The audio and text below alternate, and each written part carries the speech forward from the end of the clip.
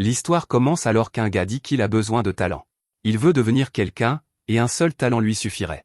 Il est prêt à tout faire, et il met fin à ses propres jours. Le lendemain, tout le monde à l'école parle des étranges pétales qui sont apparus dans toute la ville. Notre protagoniste, nommé Touya, se dit de se concentrer et de ne pas laisser les autres le distraire. Le professeur présente une nouvelle élève, mais la fille ne lui accorde même pas un regard. Elle s'appelle Edo, et elle se présente simplement à Touya. Touya n'y prête pas attention, et le cours commence. Plus tard, Edo retrouve Touya et plonge son regard dans le sien. Elle fait remarquer que ses sourcils sont très tendus et qu'il a des cernes sous les yeux. Touya est surpris, et il part pour ne pas être en retard à son cours préparatoire. Edo parle à quelqu'un nommé Noman et dit qu'elle a compris maintenant. Après avoir bien observé Touya, elle peut voir qu'il a définitivement ce qu'il faut dans les yeux. Ailleurs, une fille est terrifiée alors qu'elle a été capturée par un fou furieux. Ce gars lui dit de ne pas s'inquiéter, mais il met fin à sa vie peu après. Cette nuit-là, Touya n'est pas satisfait des résultats d'un récent examen qu'il a passé. Cela ne lui suffit pas, et il est désespéré de trouver son propre talent. Peu importe ce que c'est, un seul lui suffira. Il le veut plus que tout, et il fera tout pour l'obtenir. Ailleurs, des policiers arrivent après avoir reçu une plainte concernant des cris très forts. Ils trouvent un gars à proximité, et il s'avère que c'est lui qui a éliminé la fille. Quelques instants plus tard, Touya tombe sur la scène et voit que le psychopathe a éliminé les policiers. Touya est contrariée, et Edo arrive pour se demander s'il est jaloux. Elle explique qu'il y a 3 émotions que l'on ressent en étant témoin du talent d'une autre personne. Ces émotions sont la crainte, la peur et l'envie. Ceux qui désirent le talent ressentent l'envie par-dessus tout. Edo semble connaître le psychopathe nommé Fish, et elle peut voir qu'il prend du plaisir. Fish la remercie car il est vraiment reconnaissant de leur avoir conféré du talent. En signe de gratitude, il prévoit de les transformer en un délicieux repas, et il les attaque. Nos héros s'échappent, et Edo présente Touya à Noman. Elle explique qu'il existe un objet qui peut ressusciter les talents des vies antérieures d'une personne, quelle que soit leur utilité dans celle-ci. Elle demande ensuite à Touya ce qu'il ferait s'il avait la chance de l'utiliser. Elle appelle cela la branche de la réincarnation, et elle sort une lame. Touya essaie de l'empêcher de mettre fin à ses jours, mais il est trop tard. Edo utilise la lame sur elle-même et reçoit plusieurs talents. L'un d'eux est le démembreur, et l'autre est le décapiteur. Touya regarde incrédule, et il réalise que c'est de là que viennent les pétales. Edo entre immédiatement en combat, et elle tranche Fish net. Pendant ce temps, Noman explique que c'est ce qu'est la réincarnation. En utilisant la branche de la réincarnation, on peut récupérer les talents de ses vies antérieures. Ceux qui ont atteint la réincarnation sont appelés les revenants. Quant aux pétales, ils prouvent que l'on a récupéré son talent de sa vie antérieure. Même les héros les plus emblématiques et les génies inégalés sont humains. Ils doivent éventuellement périr, mais la mort apporte aussi une nouvelle vie. Cela signifie que les talents des plus grands personnages de l'histoire renaissent dans un cycle de réincarnation. La branche de la réincarnation ramène le talent de votre vie antérieure, mais elle ne fait pas de différence entre les talents. D'un côté, vous avez les grands, qui sont les héros de l'histoire dont le talent a contribué à l'amélioration de l'humanité. De l'autre côté, il y a des gens comme Fish. Ce sont les criminels, les donneurs de mort, et les dictateurs de ce monde, ceux dont les talents ont nui à l'humanité. Ces personnes sont appelées des pécheurs, et elles sont réincarnées de la même manière. Noman prévient qu'il y a toujours une chance que la vie d'une personne prenne fin simplement après avoir utilisé la branche sans ressusciter aucun talent.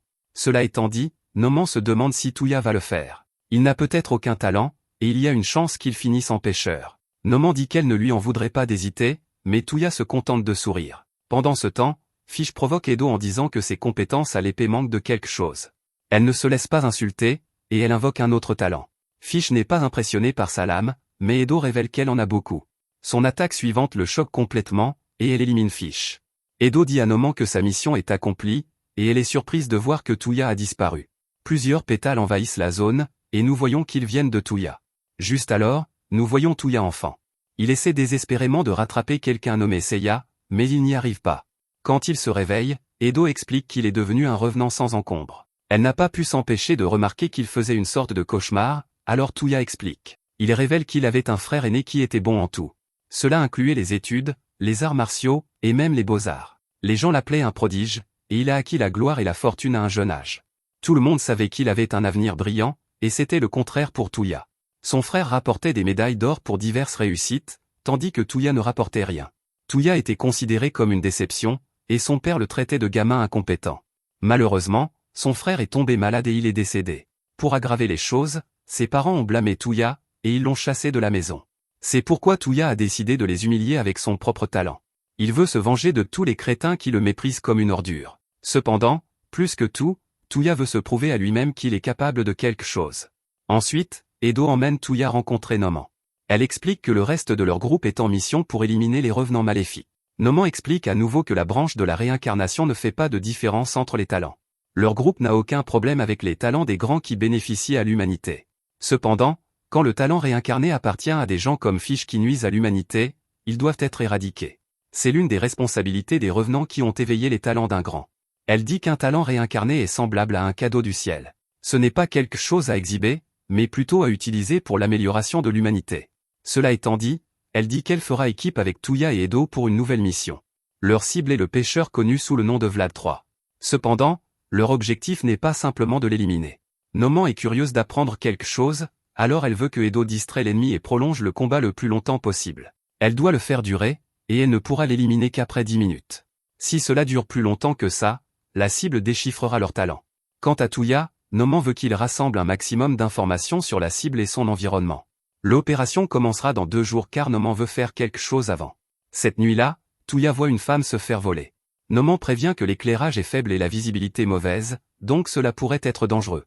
Touya s'en moque, et il est prêt à intervenir. Noman lui rappelle qu'il est encore nouveau dans cette histoire de réincarnation, donc il ne devrait pas être trop imprudent. Touya utilise la branche de la réincarnation et invoque son talent appelé le bras droit du voleur. Le braqueur passe devant lui, et Touya utilise son talent. Le voleur pense qu'il vient de s'échapper, et la fille se demande pourquoi Touya n'a rien fait. Touya lui dit de rester calme car il a réussi à récupérer toutes ses affaires. La fille est ingrate, cependant, car elle explique que c'était un sac de créateur. Le sac vaut plus cher que toutes ses affaires, alors elle poursuit le voleur. Pendant ce temps, Noman explique comment fonctionne le talent de Touya.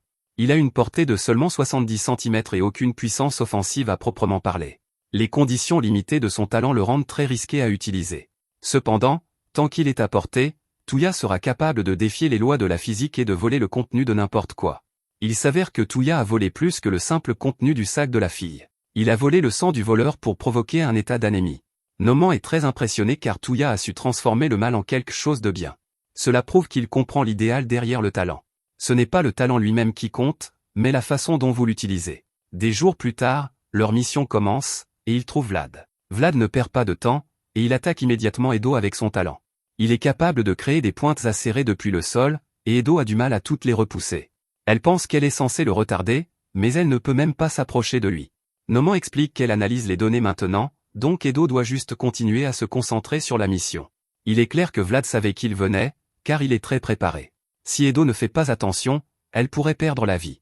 Noman lui dit d'attendre le bon moment, mais c'est plus facile à dire qu'à faire. Edo fait remarquer que ces pointes peuvent venir de n'importe où, et elle ne pourra pas les esquiver éternellement. Vlad devient suspicieux et se demande pourquoi Edo ne passe pas à l'offensive. Juste à ce moment, Noman dit à Touya qu'il doit se dépêcher.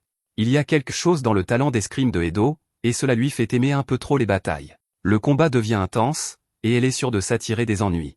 Vlad envoie une autre attaque, mais Edo utilise ses capacités incroyables pour la repousser. Edo décide que jouer la défense n'est pas pour elle, alors il est temps d'attaquer. Noman essaie de l'arrêter, mais il est trop tard. Vlad bloque son attaque et révèle qu'il attendait ce moment. Il frappe directement, et cela envoie Edo voler. Noman déclare qu'ils ont échoué leur mission, et elle dit à Touya de battre en retraite. Touya, cependant, ne bouge pas, et il continue de regarder. Vlad se prépare à mettre fin à la vie de Edo, mais il est rapidement arrêté par Touya. Vlad est stupéfait car il avait un mur censé protéger son dos.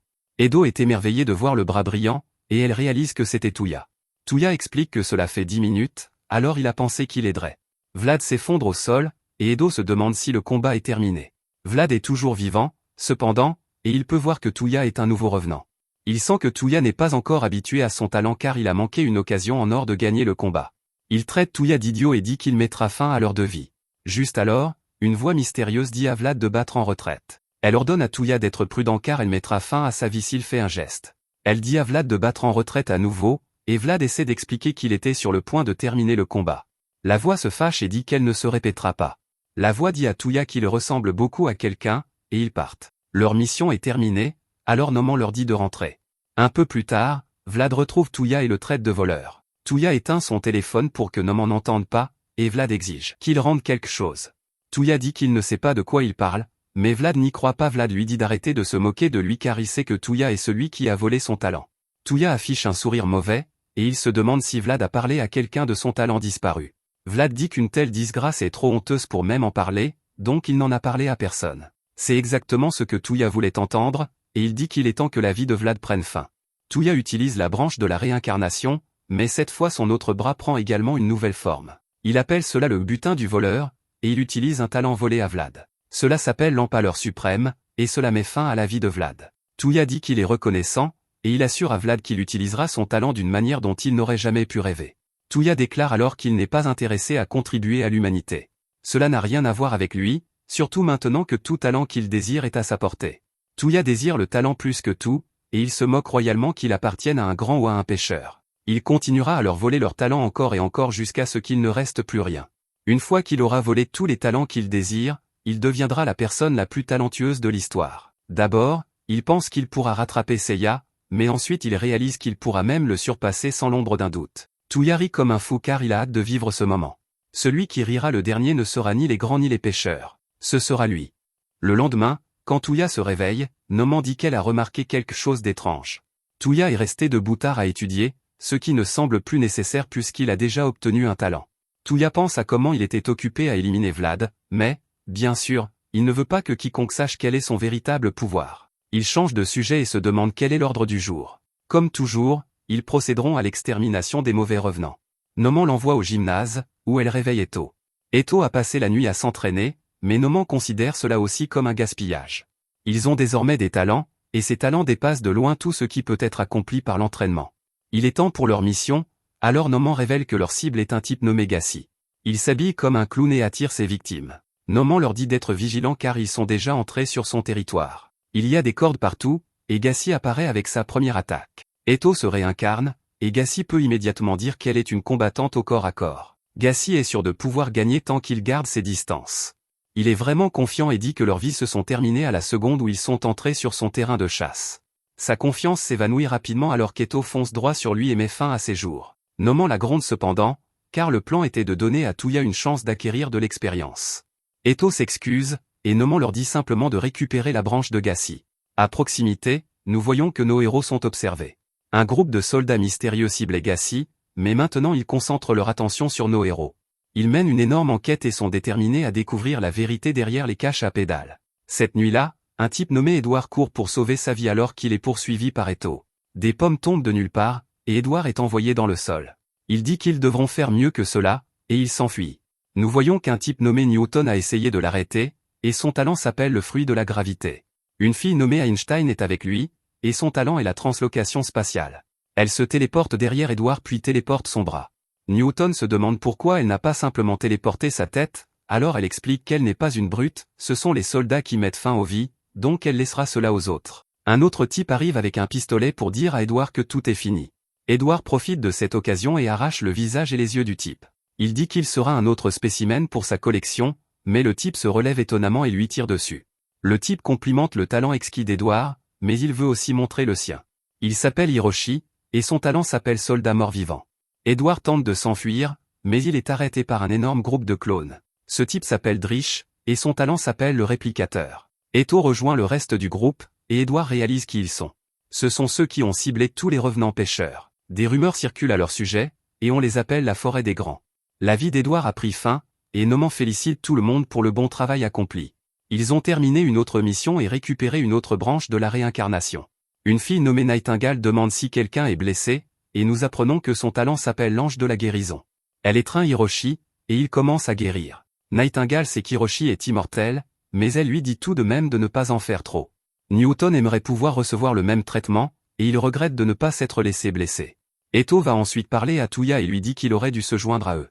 Touya dit qu'il n'a pas pu parce qu'il était occupé à réparer la position et le câblage des moniteurs dans leur base. Eto est déçu parce que Touya a enfin mis la main sur le talent dont il rêvait, mais il le laisse gaspiller juste pour faire des corvées. Touya dit que ce n'est pas grave car il aime faire des tâches subalternes. Noman lui est reconnaissante de faire cela car ils n'ont pas beaucoup de personnes diligentes comme lui à la forêt. Il y a beaucoup de gens ici maintenant, mais ce n'est même pas leur effectif complet. Eto dit alors que tout le monde ici est comme Touya. Le ressentiment de soi les a poussés à chercher un talent. Ils voulaient changer et devenir quelque chose de spécial. Juste à ce moment, Einstein dit qu'elle est contre la présence de Touya ici. Elle dit aux autres d'arrêter de se leurrer car le talent de Touya ne vient pas d'un des grands. Pire encore, son talent vient d'un criminel. C'est mauvais, et elle dit que Touya n'est pas quelqu'un en qui ils peuvent avoir confiance. Noman explique qu'il a peut-être ravivé le talent de sa vie antérieure, mais cela ne signifie pas qu'il devient la même personne. En plus de cela, son talent vient d'une personne qui était une figure de type Robin des Bois pour la société. Einstein n'est pas convaincu, surtout parce qu'il s'est enfui avec la branche la première fois qu'il l'a rencontré. Noman ne lui en tient pas rigueur car il a pris la meilleure décision possible dans la poursuite de ses objectifs. Eto brise la tension et dit qu'il devrait juste voir comment les choses évoluent pendant un moment. Eto croit en Touya, et elle lui accorde son soutien. Einstein finit par reculer et accepte d'attendre. Ensuite, Eto se demande pourquoi Touya n'est pas plus contrarié. Il a enduré beaucoup de difficultés pour obtenir son talent, et les autres l'ont simplement rejeté comme si ce n'était rien. Juste alors, Touya remarque que les lumières de sa maison sont allumées. Il est choqué quand il trouve un type nommé Itsuki à l'intérieur. Cela fait des siècles qu'ils ne se sont pas vus, et Itsuki a apporté des cadeaux à Touya. Il n'a pas trouvé de magazine LWD dans son appartement, alors il en a acheté pour Touya. Touya dit qu'il va juste les jeter, et Itsuki dit qu'il n'a toujours pas changé. Touya est toujours aussi sarcastique, et il a toujours des cernes sous les yeux. Touya explique à Eto qu'Itsuki excellait dans les arts martiaux, à tel point qu'on l'appelait un enfant prodige, tout comme son frère. Itsuki n'a pas laissé ses capacités se perdre, et maintenant il dirige une unité de force spéciale au sein de la JSDF. Après avoir rattrapé le temps perdu, Itsuki explique pourquoi il est là. Un petit oiseau lui a dit que Touya sèche les cours et ses activités extrascolaires. Itsuki est venu voir comment il allait, mais il réalise maintenant qu'il n'y avait pas de quoi s'inquiéter. Itsuki détermine que Touya s'est juste trouvé une petite amie. Touya essaie de clarifier les choses, mais Itsuki n'est pas convaincu. Il connaît Touya depuis toujours, et il peut dire qu'Eto est parfaite pour lui. Eto demande depuis combien de temps ils se connaissent, alors Itsuki lui montre une photo. Cela remonte à longtemps, et on y voit Itsuki et Touya avec le frère de Touya, nommé Seiya. Itsuki et Seiya étaient les meilleurs amis, donc ils considèrent Touya comme un petit frère. Itsuki ne peut s'empêcher de se souvenir comment Touya courait toujours après Seiya.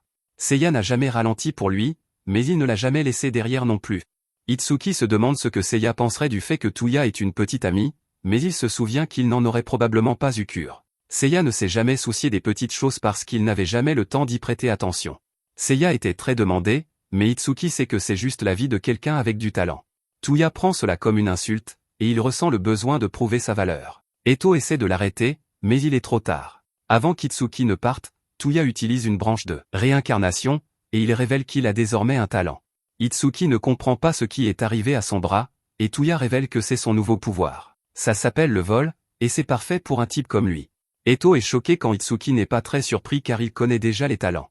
Les gens parlent beaucoup des talents qui se réincarnent d'une vie antérieure. Itsuki appelle cela pathétique, cependant, parce que Touya est tellement inutile dans sa vie actuelle qu'il a dû renoncer à son avenir et se fier au passé. Il appelle cela une blague, et il dit que Touya n'est qu'un perdant.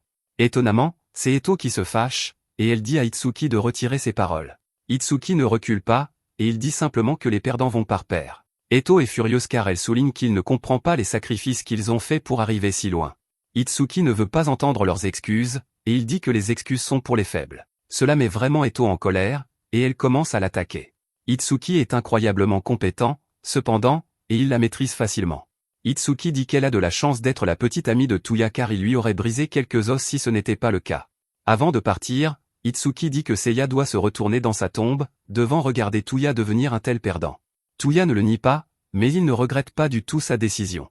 Il est convaincu qu'un jour il dépassera Seiya avec ce nouveau talent. Dehors, la force mystérieuse de tout à leur accueil son capitaine. Ils se demandent s'ils doivent procéder à leur opération, mais Itsuki l'annule. Un type nommé Yoshiki est déçu car leur cible aurait été des échantillons précieux. Itsuki lui dit de se taire car il a déjà un échantillon avec lequel travailler. Pendant ce temps, Eto est toujours sous le choc car elle n'a rien pu faire contre Itsuki. Il était incroyablement rapide, et il l'a maîtrisé comme un pro. Aucune personne normale ne pourrait faire cela, alors elle dit que ça doit être agréable de posséder tout ce talent naturel. Eto explique qu'avant d'obtenir son talent, elle n'était qu'une fille normale. Elle a été abandonnée bébé, et elle a grandi dans un orphelinat. Les autres enfants étaient très méchants avec elle, et le fait qu'elle ait les cheveux et les yeux de couleurs différentes n'arrangeait rien. Elle pleurait chaque nuit, et le personnel faisait semblant de ne pas remarquer. La haine dans son cœur ne cessait de grandir, et elle voulait leur faire payer à tous. C'est alors qu'un type lui a dit d'arrêter de pleurer, et il a promis de lui apprendre à trouver sa force de caractère. Il était le maître d'un dojo, et il l'a adopté.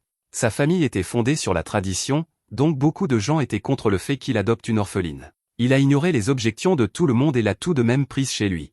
Il a appris à Eto à se battre, et il était impressionné par elle. Elle usait son épée à force de s'entraîner au point qu'il a dit qu'elle pourrait même le surpasser.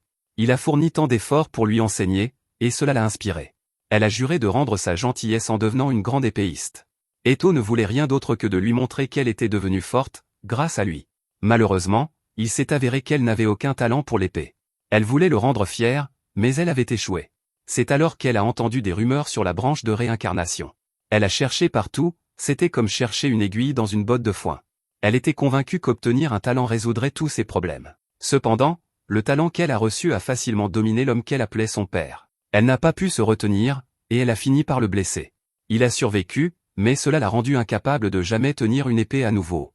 Le dojo a été fermé, et Eto a été chassé pour avoir blessé son père. En fin de compte, elle a malencontreusement rendu sa gentillesse par de l'angoisse. Eto refuse d'abandonner, alors elle prévoit de continuer à s'améliorer pour pouvoir rouvrir le dojo de son père. C'est pourquoi elle doit devenir une revenante complète dès que possible. Ailleurs, Itsuki pense à comment Touya a mal grandi. Seiya est décédé, ne laissant à Itsuki que le soin de nettoyer ses dégâts. Yoshiki s'en moque complètement, et il est même content. Tout ce qui s'est passé ces 2 derniers jours s'est exactement déroulé comme prophétisé. De retour avec nos héros, Noman est surprise d'apprendre que Touya n'a pas remarqué quelque chose. Tout le monde à la forêt des grands, sauf Touya et Eto, sont des revenants complets. Noman se demande s'il sait ce qu'ils ont tous en commun, mais Touya ne voit rien d'autre que leur costume bizarre. Cela en fait partie, car Noman explique qu'ils ne ressemblent pas à des humains ordinaires. Elle révèle que, parce qu'ils sont complets, la réincarnation ne s'estompe jamais.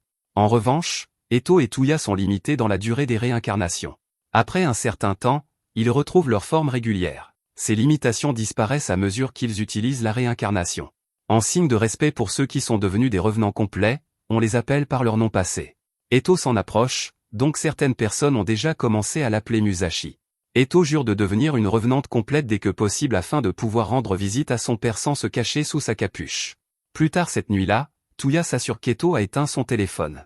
Maintenant que Noman ne peut pas les entendre, il lui montre son pouvoir caché. Il révèle que son autre bras peut utiliser le talent qu'il a volé. Eto est heureuse pour lui car personne ne se plaindrait d'avoir un talent aussi puissant. Touya, cependant, dit que cela n'est peut-être pas une raison de se réjouir. Dans sa quête d'un talent immense, il est sûr d'être capable de faire des choses terribles. Touya est stupéfait, cependant, quand Eto sait déjà qu'il attaquerait même ses amis.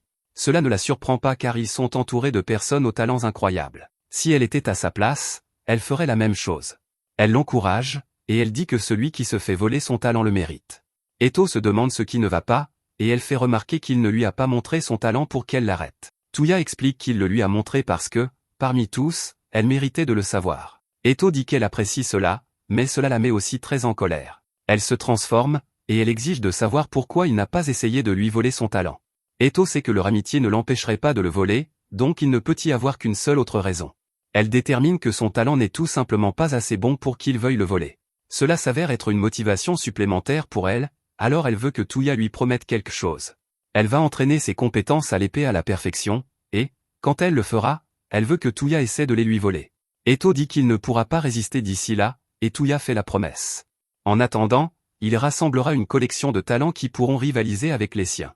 Avec cette promesse, les deux attendent avec impatience le jour où ils s'affronteront.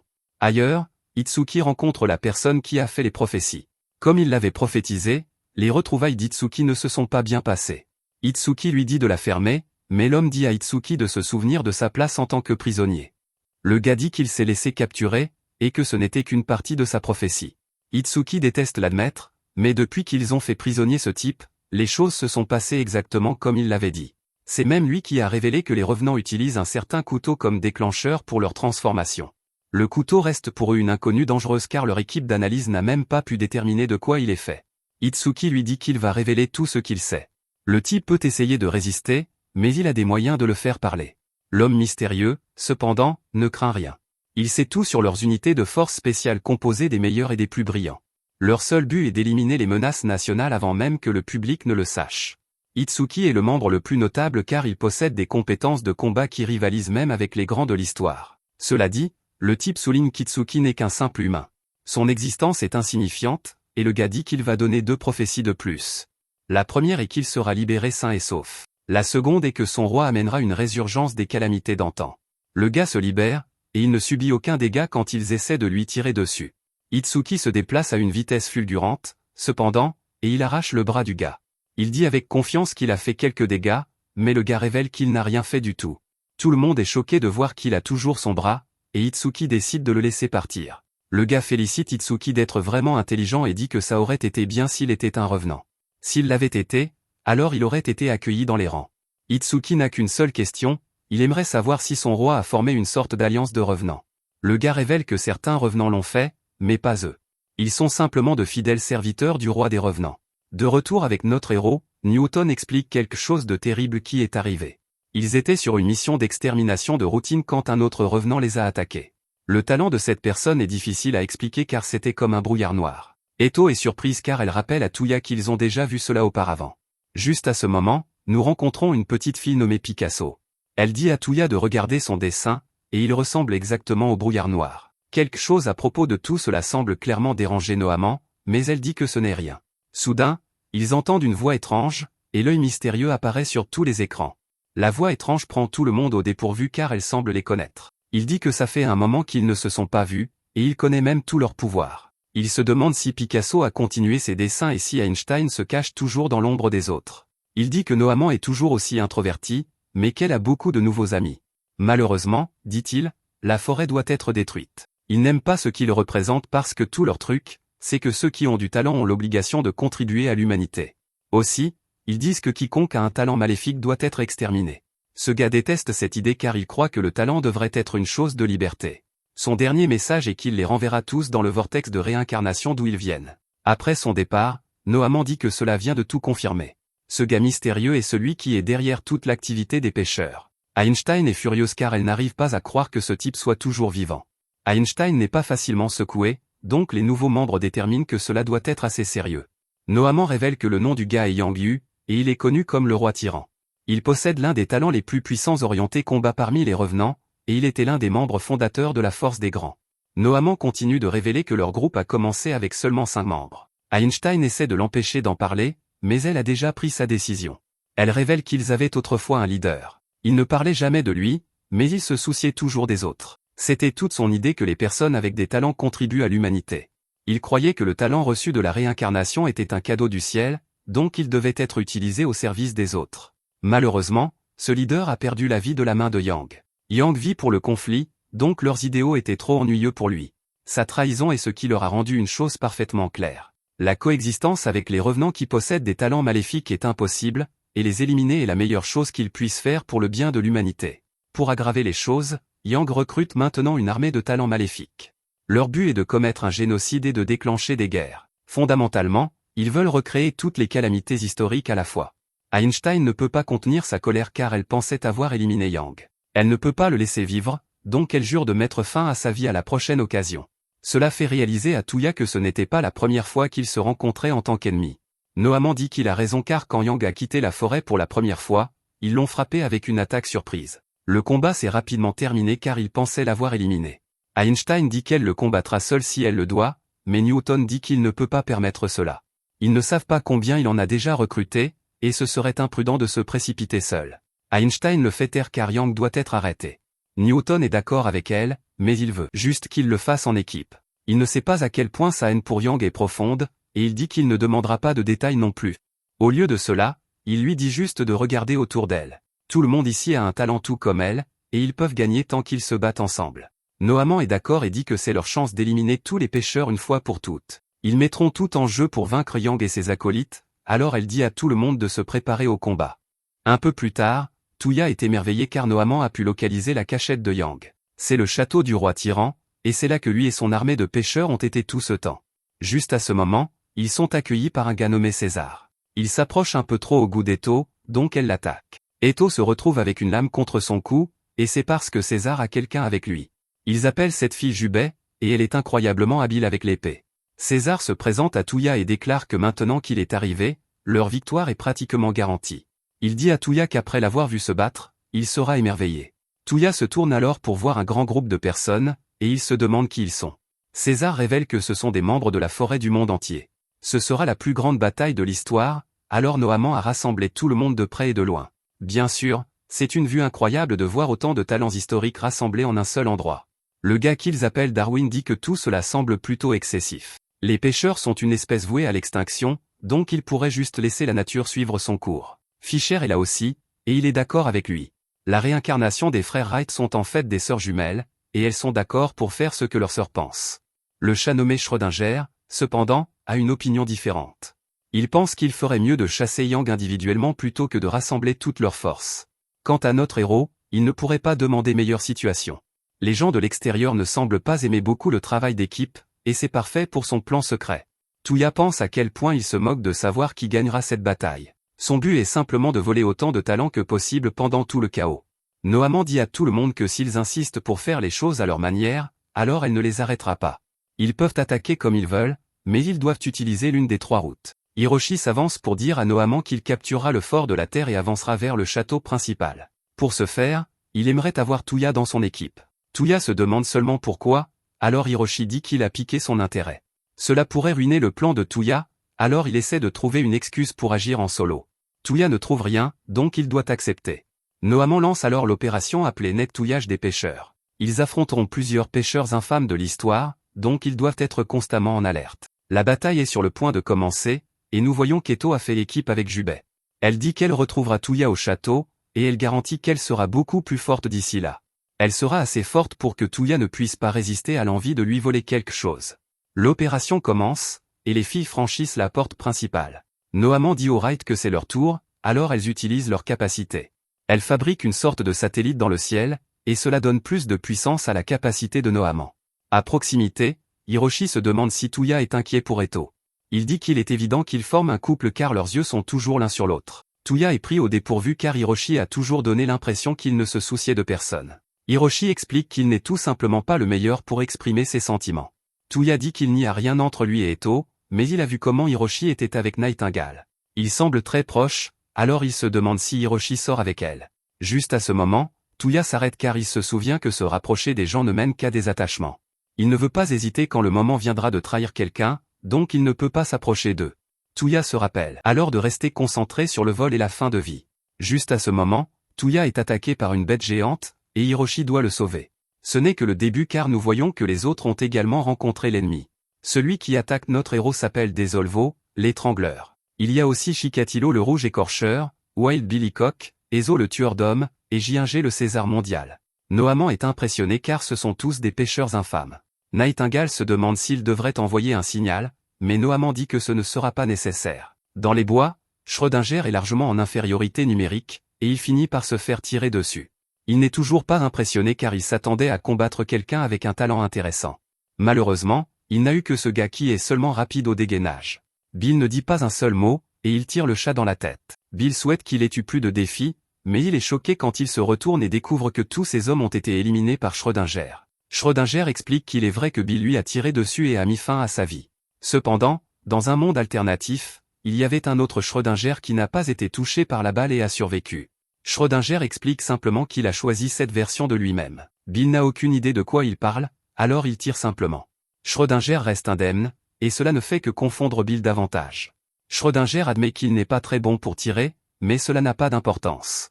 Il se demande si Bill sait pourquoi, mais bien sûr que non. Schrödinger révèle qu'aussi petite que soit la probabilité de le toucher, il peut librement choisir une version de Bill qui subit un coup fatal de son arme. Schrödinger tire un seul coup, et la vie de Bill s'achève. À proximité, Chikatilo attaque Darwin. Darwin se déplace à une vitesse folle et révèle sa capacité appelée théorie de l'évolution. Elle est extrêmement surpuissante car elle lui permet d'évoluer comme il le souhaite.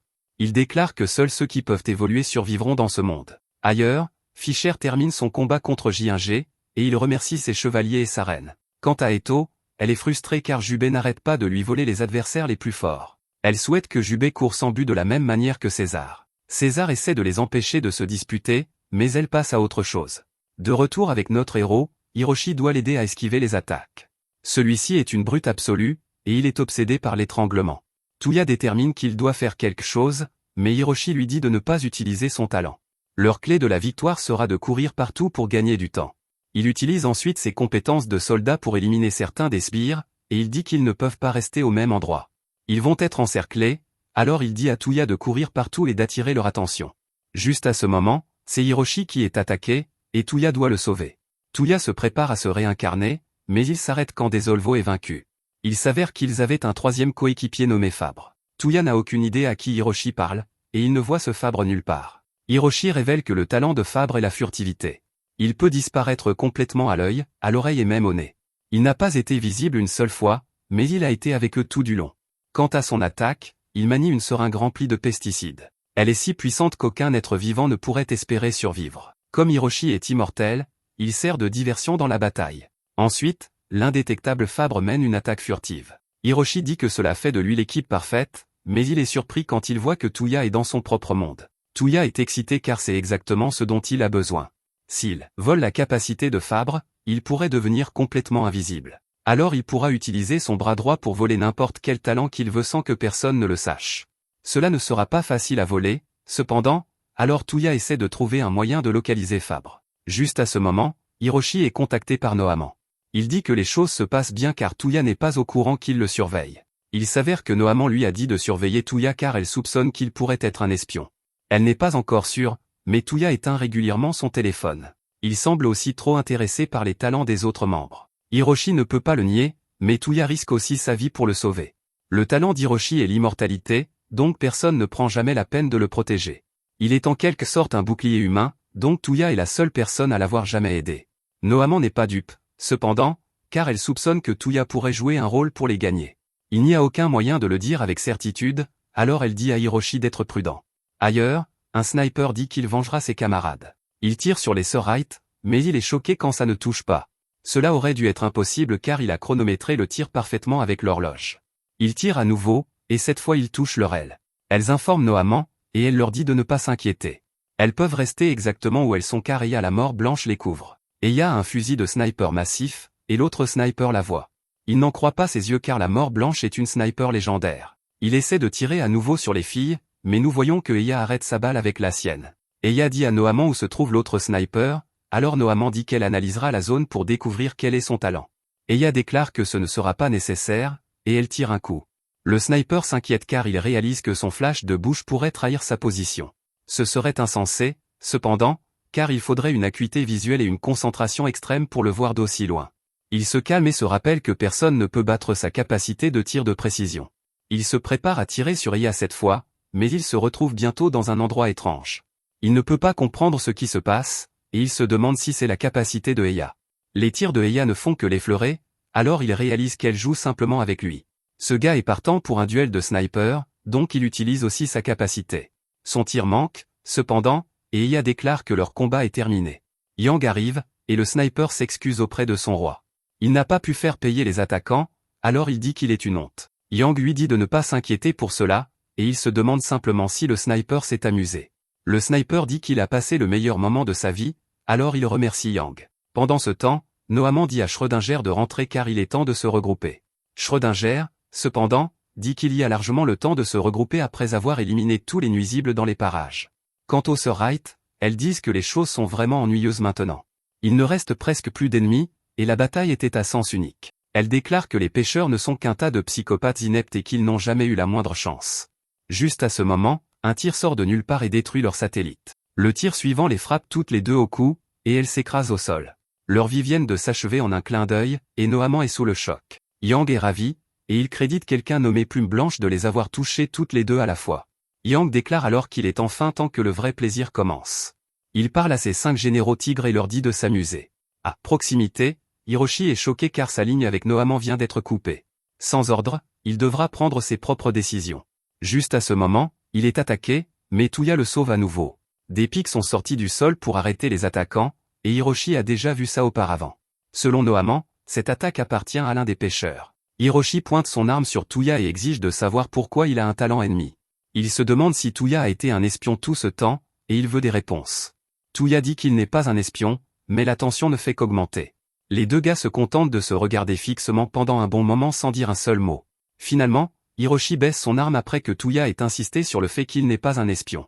Hiroshi dit qu'il le croit et qu'il est content d'apprendre que Touya ne travaille pas pour l'autre équipe.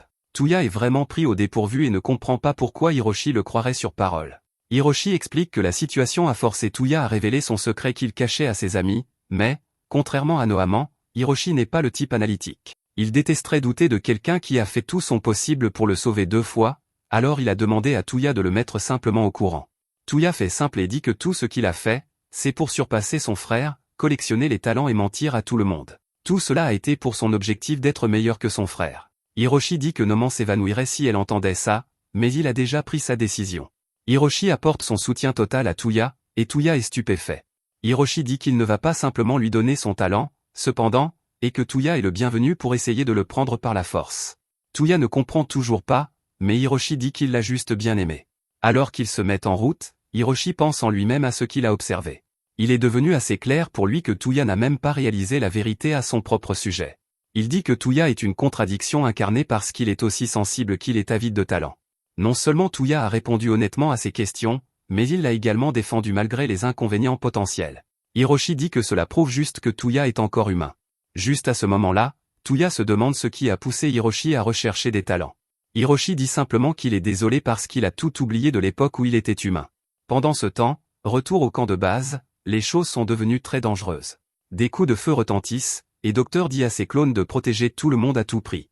Malheureusement, plusieurs autres coups de feu sont tirés, et tous ses clones sont éliminés. Eya fait remarquer qu'il doit y avoir un autre tireur d'élite, et si Nohaman est touché, ce sera la fin de la forêt des grands. Eya refuse de laisser cela arriver, alors elle se prépare à riposter. De retour avec Tuya et Hiroshi, ils sont arrivés au fort de terre. Le château principal n'est pas loin une fois qu'ils l'auront dépassé, alors ils avancent. Juste à ce moment-là, une explosion fait sauter la porte d'entrée, et Hiroshi subit d'importants dégâts. Tuya est inquiet, mais Hiroshi lui rappelle qu'il est immortel.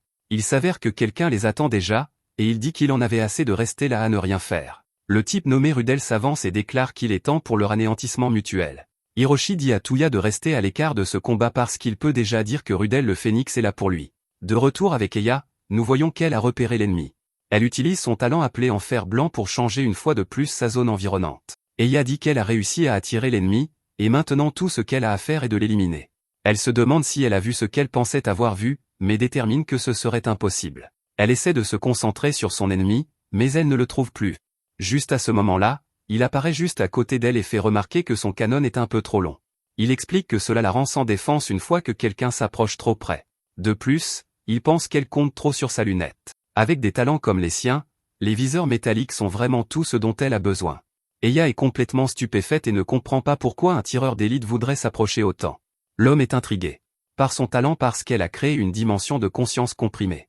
Pendant qu'elle est ici, le flux du temps à l'extérieur ralentit jusqu'à s'arrêter. Eya voit des plumes blanches se détacher de lui, alors elle se demande si son nom est Adcock. Il le confirme et dit bonjour à Eya. Il dit que leur bataille sera immense, alors ils devraient recommencer. Il se déplacera à 600 mètres, et ils ne peuvent pas tirer avant qu'il n'y soit arrivé. Eya est encore plus confuse et fait remarquer qu'il est un héros légendaire de la guerre du Vietnam appelé White Feather Adcock. Cela signifie qu'il est un retourneur de grande classe, alors elle exige de savoir ce qu'il fait avec l'armée des pêcheurs. Il lui dit de ne pas s'inquiéter parce qu'elle comprendra après leur duel. De retour avec notre héros, Tuya fait remarquer que Rudel était un pilote renommé. Ce n'était pas un criminel, alors Tuya se demande ce qu'un non-pêcheur fait dans l'armée de Yang. Il pensait qu'il n'y avait que des retourneurs criminels dans l'armée des pêcheurs. Rudel se demande si son nom est Tuya, et Tuya ne comprend pas comment ce gars connaît son nom. Rudel prend alors tout le monde au dépourvu en tirant à bout portant sur Hiroshi au visage. Hiroshi riposte, mais Rudel ne subit aucun dégât de son attaque. Rudel dit simplement à Tuya de regarder attentivement parce que tout deviendra bientôt clair. Il dit que toutes les réponses peuvent être trouvées sur le champ de bataille, et il active les trompettes de Jéricho. Sa capacité fait pleuvoir des bombes, et tout le corps d'Hiroshi est éviscéré. Rudel est impressionné quand il voit la régénération d'Hiroshi, et il comprend maintenant comment fonctionne son immortalité. C'est tout à fait un spectacle, mais, à son avis, ce n'est pas une véritable immortalité. Hiroshi lui dit que les paroles sont faciles et que les gars comme eux parlent avec des balles. Rudel n'a pas besoin qu'on le lui dise 2 fois, alors il dit qu'ils auront une petite conversation sympathique et sort son arme. Tuya regarde à proximité et pense à quel combat entre 2 immortels. Le seul problème, c'est la grande différence dans leur puissance. Malheureusement, Hiroshi n'utilise que des armes à feu et des grenades. C'est contrairement à Rudel, qui a une puissante mitrailleuse et des bombes terrifiantes. La bataille devient incroyablement à sens unique alors que Rudel utilise tout son arsenal pour empêcher Hiroshi de monter une quelconque contre-attaque. Tuya pense que la seule chose qui pourrait renverser cette bataille est la capacité de discrétion totale de Fabre. Ailleurs, nous voyons que Fabre s'est perdu et a rencontré des problèmes. Il a été repéré par 2 mystérieux pêcheurs à proximité. Fabre se rappelle qu'il est impossible de le voir, alors qu'il regarde dans cette direction doit être une coïncidence. Personne ne peut le détecter, donc il devrait être en sécurité. Bien sûr, Fabre est stupéfait quand il est obligé d'esquiver une attaque. Étonnamment, la fille sait tout sur Fabre et sa capacité. Sa discrétion totale le rend non seulement invisible, mais elle cache aussi chaque son qu'il émet. Hitler se présente et dit que le gars silencieux s'appelle Poe. Elle explique ensuite qu'elle sait exactement ce que Fabre pense. Fabre se demande maintenant comment ils connaissent son talent et pourquoi sa capacité de discrétion ne fonctionne pas sur eux. Hitler révèle que son talent s'appelle maître d'œuvre, et il lui permet de déchiffrer les capacités de n'importe qui. Elle ne connaît pas seulement le talent de Fabre non plus, car elle a déjà déchiffré les capacités de Darwin, Schrödinger, Fischer et Einstein. Les talents et les vies antérieures de tous les membres de la Force des Grands ont été déchiffrés. Fabre évalue la situation et pense que la petite a un talent qui déchiffre les capacités tandis que le géant Poe doit être celui qui annule sa discrétion. Hitler le corrige, cependant, et dit que sa discrétion n'est pas annulée. Au lieu de cela, ils l'ont simplement contrecarré en utilisant l'odorat. Poe a utilisé sa capacité appelée fruit de la corruption pour pourrir toute la forêt autour d'eux. Les arbres tombent, les feuilles sont éparpillées et le sol bouillonne. L'odeur de pourriture remplit l'air, et, parmi tout cela, l'absence totale d'odeur de Fabre le fait ressortir. Il est visible comme en plein jour, même s'il est complètement invisible et inaudible. Hitler dit qu'il est déjà trop tard parce que Fabre est tombé dans un piège élaboré. Les soldats ennemis que Fabre poursuivait n'étaient que des appâts, et leurs éliminations ont dit à Hitler exactement à quel point Fabre s'approchait. Même maintenant, pendant qu'il parlait, la corruption de Poe a progressé et crée une puanteur encore plus forte. À mesure qu'elle devient plus forte, le manque d'odeur de Fabre devient seulement plus évident. Fabre est complètement acculé, et Poe met fin à sa vie. Elle dit que c'est dommage que Fabre soit invisible même dans la mort, et les deux passent à autre chose. De retour avec Hiroshi et Rudel, la bataille entre immortels fait rage. Rudel domine toujours en disant que rien de ce que fait Hiroshi ne fonctionne. Hiroshi dit à Touya qu'il est battu, et il admet que Rudel est vraiment à la hauteur des grands. Ses capacités offensives et défensives sont bien supérieures, et Hiroshi admet qu'il ne voit aucun moyen de gagner cette bataille. Touya, cependant, fait remarquer qu'Hiroshi semble s'amuser. Hiroshi réfléchit un instant et admet qu'il ne peut pas le nier. Il apprécie le combat, mais leur situation reste désespérée. Il ne voit aucun moyen pour eux de gagner, mais il ne peut pas les laisser perdre non plus. Juste à ce moment-là, Hiroshi se demande si Touya se sent jamais fatigué après avoir utilisé son talent. Touya dit que oui, tout le temps, et Hiroshi révèle ce que cela signifie pour leur combat. L'utilisation de leur talent sollicite leur endurance physique et mentale, donc il y a une limite, même pour l'immortalité. Avec le combat étant aussi à sens unique, Hiroshi atteindra cette limite en premier. Il dit clairement à Touya qu'il va perdre contre Rudel. De retour avec Eya, elle constate qu'elle n'a tiré que sur des leurres. Hatchcock l'incite à leur tirer dessus, mais il n'a pas riposté du tout. Juste à ce moment-là, elle réalise que ce n'est pas qu'il ne ripostera pas, c'est qu'il ne le peut pas. Nous voyons alors le point de vue d'Hatchcock à 200 mètres. Il pense que la portée d'Eya dans cette dimension est d'environ 1 km. Sa portée n'est que de 600 mètres, donc il n'a aucune chance dans un échange de tir frontal. Ce paysage enneigé donne l'avantage à Eya, et elle le sait. Pendant ce temps, Eya a décidé qu'elle se fichait de savoir pourquoi un retourneur de grande classe a pris parti pour l'ennemi. Elle est simplement ravie d'avoir enfin un véritable défi pour la première fois. Elle ne peut pas contenir son excitation, et elle est impatiente de voir comment Hatchcock va se sortir de cette situation. Son excitation prend rapidement fin car Hatchcock se rend simplement. Elle sait qu'il est en sérieux des avantages, mais elle ne s'attendait jamais à ce qu'il abandonne sans se battre. Il a juste gâché tout le plaisir, alors elle veut le faire souffrir. Elle lui dit de ressentir la terreur d'être lentement criblée de trous, et elle se prépare à tirer. Juste à ce moment-là, elle est choquée de se retrouver dans la capacité d'Hatchcock appelée en fer vert. Hatchcock déclare qu'il a obtenu l'avantage du terrain en forçant son adversaire à se battre sur son territoire. Il fait remarquer que sa capacité est exactement comme la sienne. Eya réalise qu'elle est sur le terrain de chasse d'Hatchcock, qui est la jungle tropicale de la guerre du Vietnam. Ce qui est étrange, c'est qu'elle est couverte de neige. Hatchcock dit que c'est beau parce qu'une jungle enneigée est inimaginable dans le monde réel. Leurs talents se sont chevauchés, et le terrain de jeu a été nivelé. Il dit que c'est toute une montée d'adrénaline et Eya enlève sa capuche pour dire la même chose. Ailleurs, Newton et Einstein continuent de se rendre au château. Einstein est inquiète parce qu'elle ne peut pas utiliser sa capacité ici, mais Newton lui dit de ne pas s'inquiéter. Ils ne seront pas sur les lignes de front car leur travail est de fournir un soutien depuis l'arrière. De plus, il dit que Darwin et les autres ont probablement déjà vaincu tous les ennemis. Einstein sait que leur équipe est forte, mais il y a toujours une chance que quelques pêcheurs puissent les dépasser. Juste à ce moment-là, Einstein donne un coup de poing à Newton car elle est effrayée par une petite créature. Elle ne peut pas se téléporter ici, alors sa première réaction est de donner des coups de poing. Newton dit qu'elle aurait dû rester en arrière, mais elle lui rappelle qu'elle doit mettre fin à la vie de Yang. Newton dit que leur ancien leader devait compter beaucoup pour elle, mais elle refuse d'en parler. Il souhaite qu'elle s'ouvre un peu pour qu'il puisse l'aider autant qu'il le peut. Juste à ce moment-là, Einstein est terrifié par quelque chose dans l'ombre. Il s'avère que c'est un corps en décomposition, et Newton doit lui dire de se taire. Hitler est à proximité, et elle pense que la capacité de Darwin s'appelle théorie de l'évolution. Elle lui permet de faire évoluer son corps à volonté et de s'adapter à n'importe quelle situation. Elle dit que c'est complètement stupide, et que son évolution n'était qu'un nom sophistiqué pour se transformer en forme de vie préexistante. Il serait préférable de décrire cela comme une métamorphose plutôt qu'une évolution. C'est pourquoi la vie de Darwin s'est terminée si facilement après avoir été vaincu par Poe. Hitler se demande combien de temps quelqu'un va encore se cacher, et nous voyons qu'elle parle de Schrödinger. Elle sait déjà que sa capacité lui permet de choisir librement parmi divers résultats probables. Cela amène seulement la question, pourquoi se cacherait-il? Hitler devine correctement que, même parmi toutes ces options, la probabilité de victoire de Schrödinger est de 0%.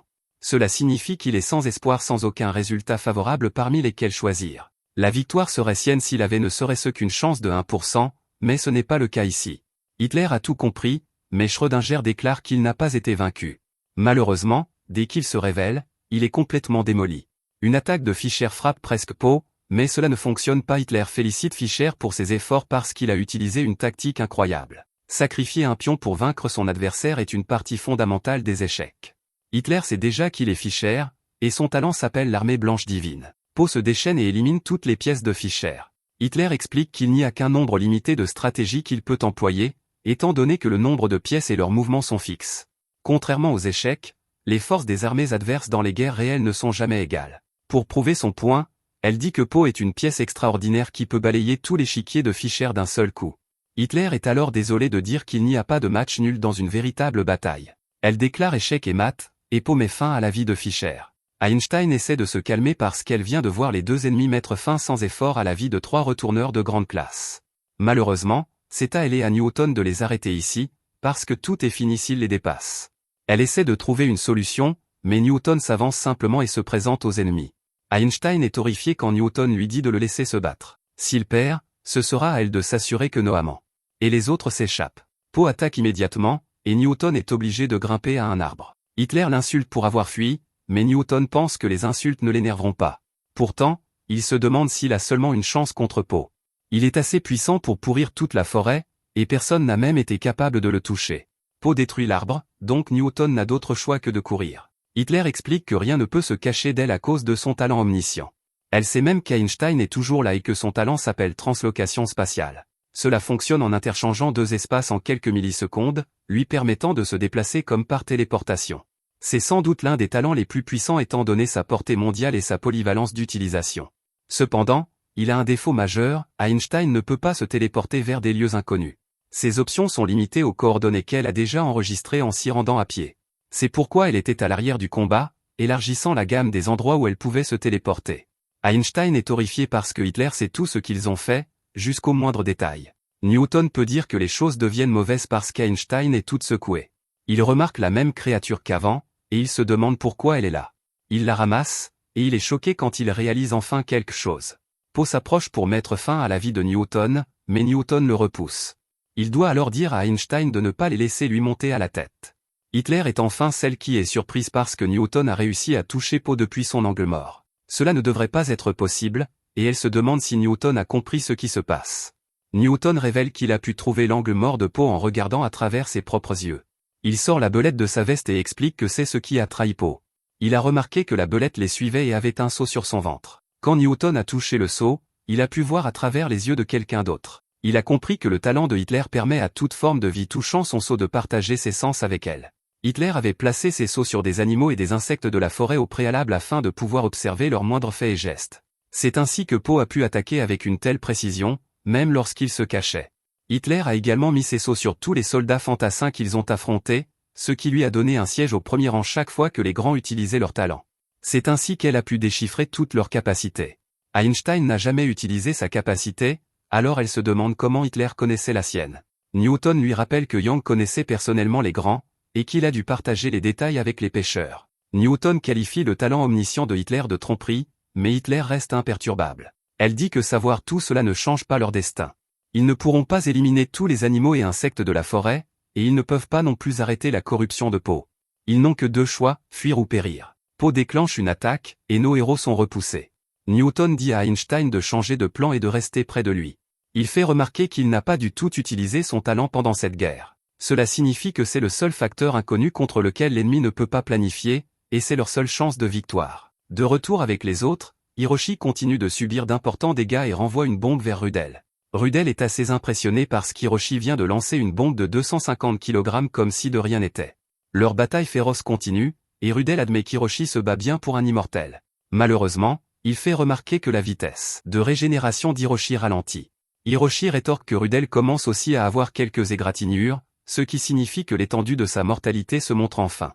Touya regarde, complètement confus, car Hiroshi ne fait que charger témérairement. Il attaque sans réfléchir et n'utilise que ses fusils et ses poings. Cela ne lui ressemble pas, et Touya ne peut pas comprendre ce qui est arrivé au soldat à sang-froid qu'il connaît. Hiroshi explique alors ce dont il se souvient de son passé. Lorsqu'il a repris connaissance, des pétales de fleurs tombaient de son cou. Curieusement, il savait que son talent avait été éveillé. En contrepartie, tous ses souvenirs étaient flous, mais il décida qu'il était inutile de s'y attarder. Peu de temps après, il fut recruté par la force des grands, qui voulaient qu'il se joigne à leur combat pour aider l'humanité. Hiroshi accepta, et il fut submergé par l'émotion de devenir l'un des grands. Il se demanda quel était son but, mais Newman lui dit de ne pas s'inquiéter. Le monde est toujours plein de conflits, donc il y aurait toujours quelque chose à faire pour lui. Newman le déploya sur des champs de bataille partout dans le monde, comme le véritable Hiroshi Fonazaka. Combattre sur le champ de bataille ne lui laissait aucun doute, et il était clair qu'il était vraiment devenu l'un des grands. Hiroshi était un monstre immortel, et il anéantit à lui seul des forces entières. Il dit que si ce qu'il faisait aidait l'humanité, cela valait bien la peine de rejoindre les grands. Hiroshi se dit d'avancer et de se frayer un chemin vers la grandeur. Curieusement, cependant, il commença à regretter son passé oublié depuis longtemps et un ennui tranquille s'installa. De retour au présent, Touya ne peut plus rester sans rien faire à regarder Hiroshi se faire déchirer encore et encore. Il entre dans le combat et Rodel lui dit qu'il ferait mieux de rester à l'écart. Touya ne comprend pas ce qui se passe car il réalise que Rodel ne l'attaque pas directement. Cela n'a aucun sens, donc il doit y avoir une raison au-delà du simple fait de vouloir garder ce duel entre immortels. Touya ne sait pas quelle est la raison, mais c'est peut-être quelque chose dont ils peuvent profiter. Il dit à Hiroshi qu'ils ont encore une chance et qu'il n'a plus besoin de se battre jusqu'à la mort. Hiroshi a du mal à comprendre, alors Touya l'exhorte à penser à la raison pour laquelle il doit vivre. Ces mots parviennent à le toucher alors qu'Hiroshi réalise quelque chose. Cela le sort de son état d'esprit imprudent et il remercie Touya. Il lui dit de rester tranquille et de regarder car il n'a plus besoin d'intervenir. Hiroshi se tourne alors vers Rodel et lui dit qu'il est reconnaissant. Ce combat l'a enfin aidé à comprendre ce qui le rongeait. Il a réalisé qu'il n'a jamais vraiment été l'un des grands et qu'il n'a jamais voulu aider l'humanité. Tout ce qu'il a toujours voulu, c'est se battre dans un combat brutal et honnête comme celui-ci, où les deux combattants s'entre-détruisent jusqu'à plus rien. Rodel dit qu'il ressent la même chose et que c'est exactement pourquoi il a choisi de combattre la forêt des grands. Il savait que cela lui garantirait un combat contre l'un des grands.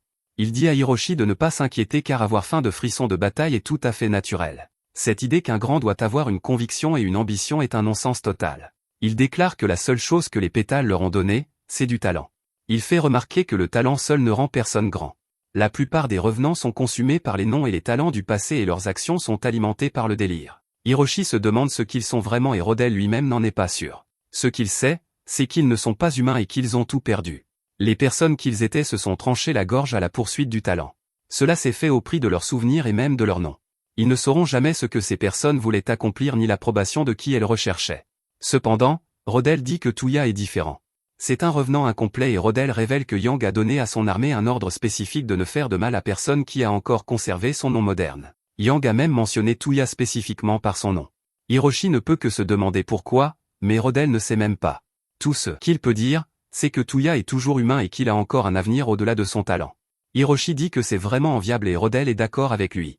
Les deux se demandent alors quels étaient leurs noms antérieurs et ils conviennent qu'ils étaient probablement tout à fait ordinaires. Touya observe à proximité et n'arrive pas à croire qu'ils sont en train de discuter. Juste à ce moment-là, ils conviennent tous les deux qu'ils sont fatigués d'être immortels. Ils décident de finir ce combat pour eux-mêmes et pour personne d'autre. Il n'y a pas de meilleure issue que la mort pour aucun d'eux, alors ils se chargent l'un contre l'autre une dernière fois. Ailleurs, nous voyons que Eya a réussi à mettre fin à la vie de Hadcock. Les pêcheurs n'en croient pas leurs yeux, mais Yang leur dit de ne pas s'inquiéter.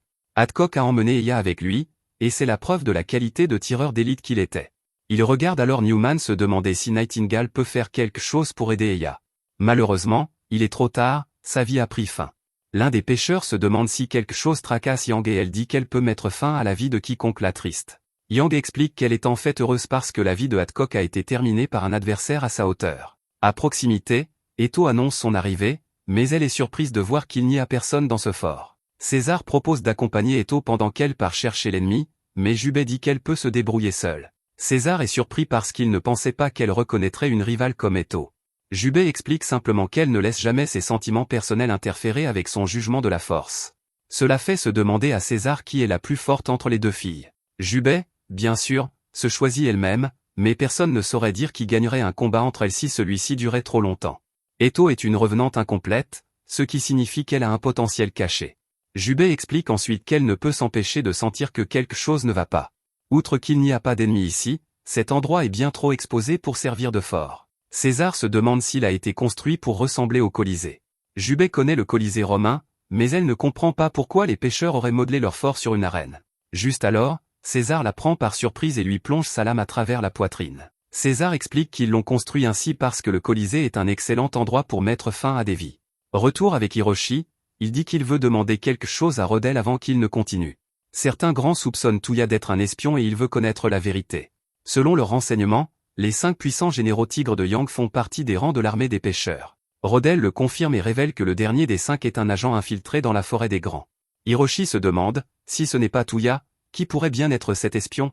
Rodel révèle que c'est le héros de Rome qui a gravé son nom dans l'histoire avec la plume et l'épée. C'est le revenant le plus puissant de tous les 5 généraux tigres. César a terminé sa transformation et Eto regarde, choqué. La vie de Jubei a pris fin et César dit que le sort en a été jeté il y a longtemps. Il pensait que le fait d'être celui qui trahit aurait un goût sucré, mais il réalise maintenant que ce n'est pas à la hauteur du battage médiatique. Eto l'attaque immédiatement et le traite de traître. César la repousse facilement et elle se demande comment il a pu la projeter aussi loin. César déclare qu'il était très imprudent de sa part de se précipiter au corps à corps contre lui. Cela est particulièrement vrai à cause de l'arme qu'il manie. Il explique que l'épée longue était la norme pour les chevaliers des croisades jusqu'à la guerre de 100 ans. Encore aujourd'hui, elle continue d'être une arme incroyablement polyvalente. Il ajoute que la demi-garde est une posture dans laquelle, en tenant la lame, l'utilisateur peut combattre au corps à corps. César continue d'expliquer à quel point c'est génial, mais Eto la fait vite tomber. Il la prend cependant par surprise en attrapant la lame et en l'utilisant pour la repousser. Il explique que le morglag est une technique dans laquelle on utilise son épée comme une massue. Il déclare qu'Eto n'a aucune chance car il existe encore d'innombrables façons d'attaquer avec son épée longue. Malheureusement pour elle, ce n'est pas du tout la seule arme de l'Occident. César montre alors plus de son incroyable pouvoir alors qu'il lance plusieurs dés.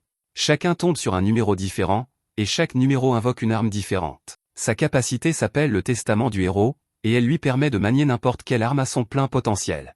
Il passe ensuite en revue chaque arme de son arsenal une par une. Il utilise le mace-chandaire, la rapière à garde rapide comme l'éclair, et le shotol imbattable, et Eto n'a aucun espoir de riposter.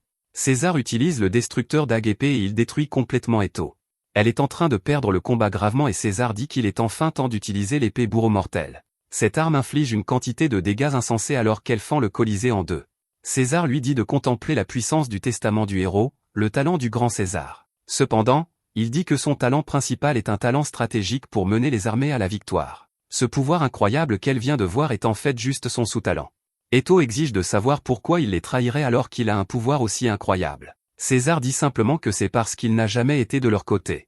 Il fait alors remarquer qu'Eto voulait combattre des adversaires forts. Il dit qu'elle devrait montrer un peu plus d'excitation parce qu'elle va combattre le grand César. Juste alors, il met Eto en fureur en soulevant le corps sans vie de Jubei. Il dit que c'est une opportunité unique pour elle, mais Eto en a assez. Une obscurité terrible s'écoule de son corps, et elle exige que César retire ses sales pattes de Jubei. César est intrigué car il remarque qu'Eto commence à changer. Il se demande ce qui la déclenche, et il décide de désobéir aux ordres de Yang. Il ne pourra pas se retenir car il veut voir par lui-même ce dont une revenante incomplète est capable. Pendant ce temps, Einstein et Newton ont toujours affaire à Hitler et Poe. Les deux provoquent le gros bonhomme et esquivent les attaques. Hitler prend son temps alors qu'elle observe attentivement la translocation spatiale d'Einstein. Il est presque impossible de les attraper quand courir est toute leur stratégie. Pour rendre les choses plus difficiles, il reste juste à l'extérieur de la zone de corruption. Newton a compris que la portée de la corruption de Poe est limitée à un rayon de 6 mètres. Il lui faut également plus d'une seconde pour l'activer. D'autre part, la capacité fruit de la gravité de Newton couvre un rayon de 4 mètres. Cela signifie qu'il y a une zone de mort instantanée de 2 mètres. Newton et Einstein sont dans une position très désavantageuse, mais ils croient qu'ils ont encore une chance. Newton continue de provoquer Poe en disant qu'il ne pourrait pas toucher le côté large d'une grange. Einstein se joint à lui et traite Poe de grand idiot. Newton a également compris que la stratégie des moqueries enfantines pourrait réellement fonctionner sur Poe car Hitler est trop intelligente pour être déjouée directement. Leur meilleure chance est de perturber le travail d'équipe ennemie. Einstein se demande si quelque chose d'aussi enfantin pourrait vraiment fonctionner, alors Newton dit qu'ils doivent tout essayer. Les moqueries fonctionnent car Poe ignore les ordres d'Hitler et se précipite sur eux avec rage. Newton dit à Einstein de rester prêt car ils utiliseront cette opportunité pour attaquer. Ils contourneront cette prochaine corruption à la dernière seconde et l'achèveront avant qu'ils ne puissent attaquer à nouveau. Malheureusement, alors que l'attaque approche, Hitler révèle que tout n'était qu'un piège. Newton pousse Einstein hors de danger, mais il est touché par l'attaque à cause de son geste. Hitler dit que Newton est impressionnant d'avoir réussi à éviter la mort instantanée en courbant l'espace avec son champ gravitationnel. Newton les complimente en retour car ils l'ont vraiment trompé. Poe a seulement agi comme un franc-tireur et a intentionnellement limité la portée de sa corruption. C'était un piège élaboré et tout était planifié pour les attirer. Hitler révèle qu'à pleine puissance, les deux silencieux couvrent un rayon de 50 mètres. Elle déclare que l'incapacité de Newton à lire la situation dès le premier mouvement signifie qu'il n'a jamais eu de chance. Newton réalise qu'il se jouait d'eux depuis le début et il présente ses excuses à Einstein. Il assume l'entière responsabilité et dit à Einstein de prendre soin de Newman pour lui.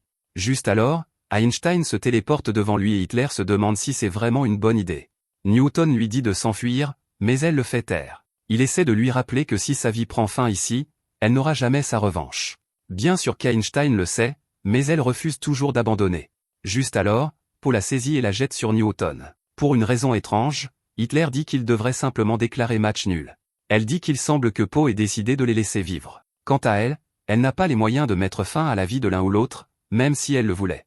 Pendant ce temps, Einstein et Newton ont perdu leur capacité à se battre. C'est la définition d'un match nul, alors Hitler dit qu'il devrait l'accepter.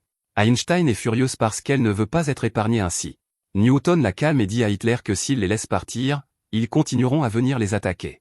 Ils n'abandonneront pas l'idée de vaincre les pêcheurs tant que la bataille ne sera pas terminée. Hitler les choque lorsqu'elle révèle que cela ne sera pas nécessaire. La raison est que cette bataille se terminera par l'annihilation complète de l'armée de Yang. C'était d'ailleurs leur intention avant même que le combat ne commence. Bien sûr, c'est irritant de laisser tout se dérouler selon le plan des grands. C'est pourquoi ils voulaient en emmener avec eux autant que possible. Cependant, Einstein et Newton n'ont pas une foi aveugle en leur talent comme les autres. Au lieu de cela, ils recourent à la ruse et à la fuite. Il est évident pour elles, d'après leur comportement, qu'ils ne sont pas venus ici avec l'intention de se battre, sans parler de leur tendance humaine à se protéger mutuellement. Hitler explique que les seuls qu'ils cherchent à éliminer sont ceux qui sont consumés par les pétales. Ceux qui sont assez délirants pour se considérer comme grands. Elle ne cible pas les humains et elle espère qu'ils continueront à chérir leur côté humain. S'ils peuvent faire cela, elle ne regrettera pas de leur avoir épargné la vie. Alors qu'Hitler et Poe se corrodent, Hitler dit qu'elle a un conseil à donner. Elle avertit de ne pas tout croire de ce que dit Newman. Elle leur souhaite bonne chance et Hitler et Poe s'évanouissent. Les deux grands rejoignent Newman et Nightingale commence à les soigner. Newman révèle que les vies des sœurs Wright et de Heya ont pris fin. En conséquence, Newman ne peut plus garder un œil sur les autres. C'est pourquoi elle est reconnaissante de voir que tous les deux sont en vie. Les seuls membres de l'équipe d'assaut qui ont survécu sont Newton et Einstein. Tous les autres ont été éliminés par Hitler et Poe. Newton est curieux à propos de quelque chose et il fait remarquer qu'Hitler semblait connaître Newman personnellement. Newman ne répond pas et se demande simplement pourquoi il pose la question. Il explique que leurs deux ennemis semblent être assez sensés. Ils ont même réussi à parvenir à une compréhension mutuelle avec eux. Cela a amené Newton à se demander si l'armée des pêcheurs de Yang est vraiment le groupe de méchants que Newman dit qu'ils sont. Newman est déçu et dit qu'il se laisse juste laver le cerveau par l'ennemi.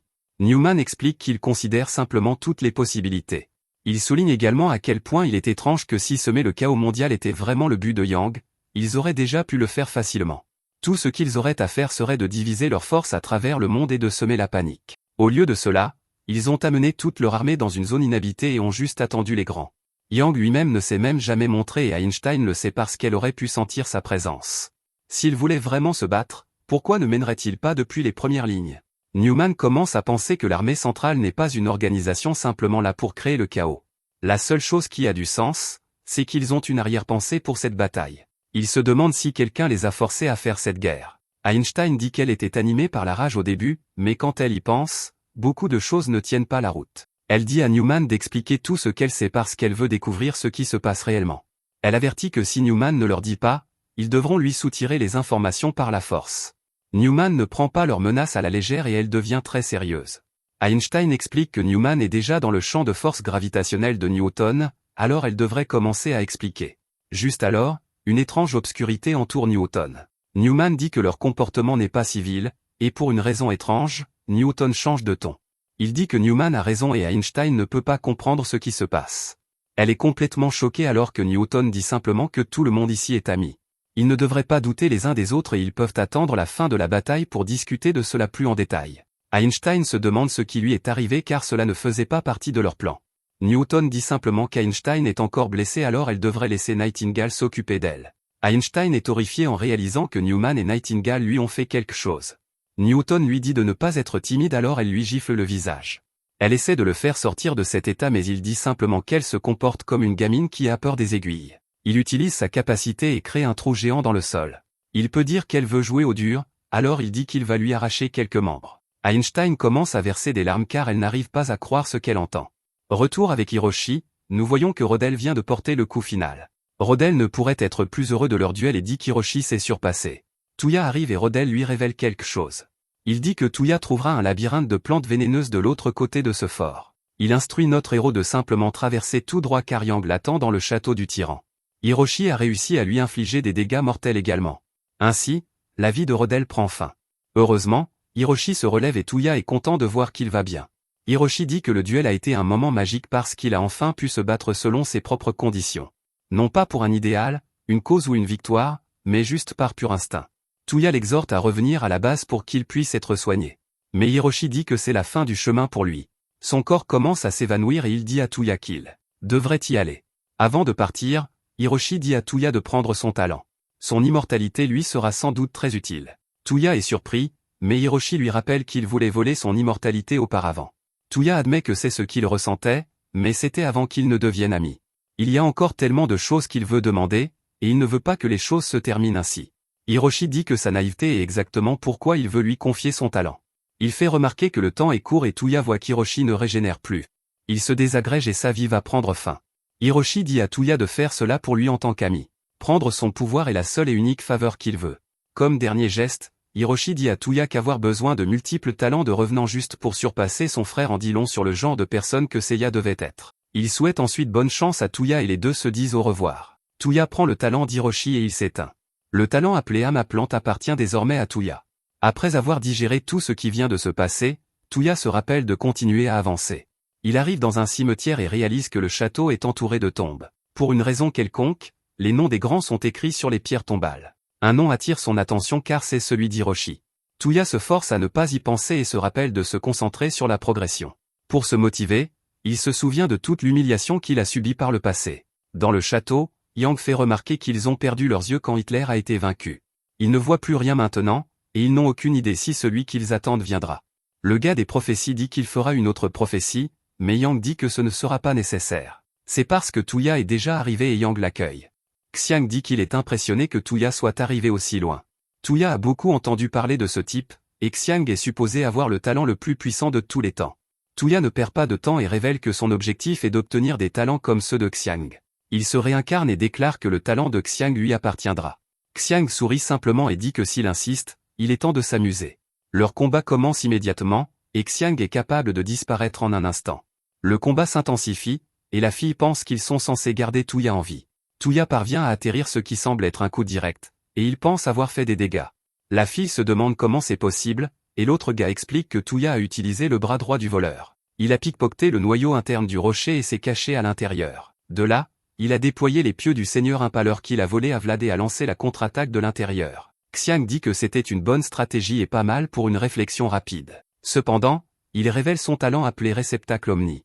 Cela lui permet de contrôler divers objets avec sa malveillance et de transformer n'importe quoi en ses propres armes personnelles. Toutes les choses dans l'univers s'agenouillent devant lui, et il envoie tout s'écraser autour de Touya.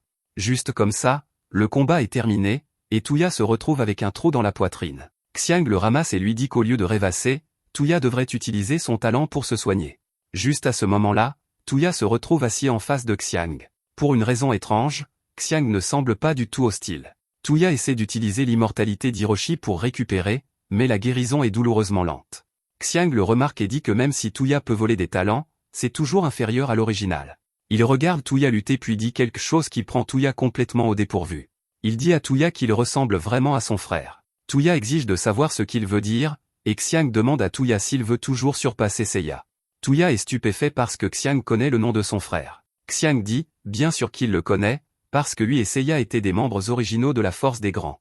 Il révèle que Seiya était le seul revenant qui ait jamais été vraiment à sa hauteur. Tuya peut à peine traiter ce qu'il entend parce qu'il n'avait aucune idée que son frère était un revenant.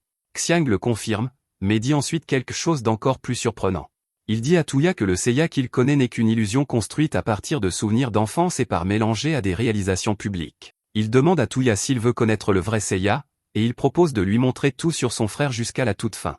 Xiang poignarde Tuya et lui montre une vision du passé. Nous sommes ramenés à l'époque où la Force des Grands était en train de se former.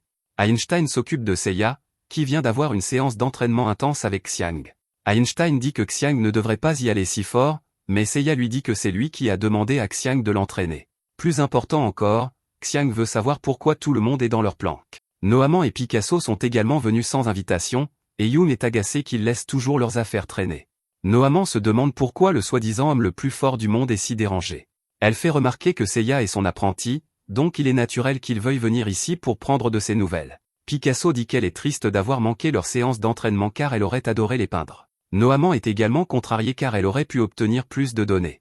Xiang se moque d'eux en les traitant de nerfs à gros cerveau qui ne connaissent rien aux arts martiaux.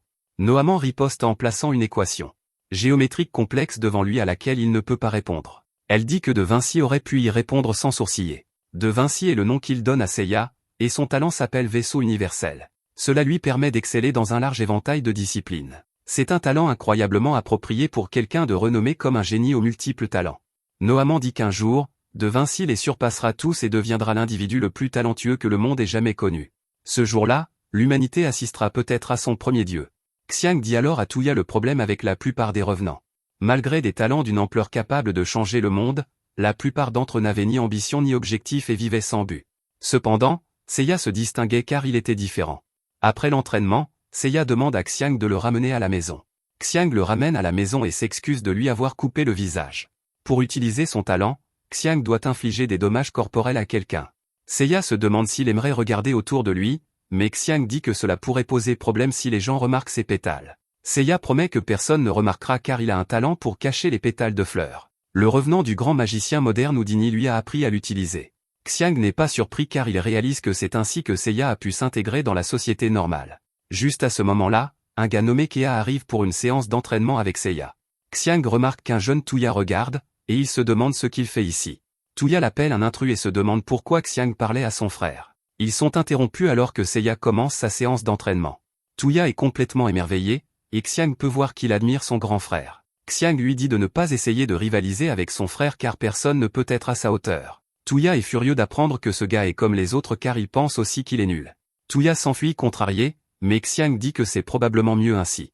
Tuya ne sait rien des revenants, et Xiang sait qu'il ne peut pas simplement lui dire que Seiya n'est plus humain. Kea domine le match, mais Seiya dit qu'il devrait recommencer.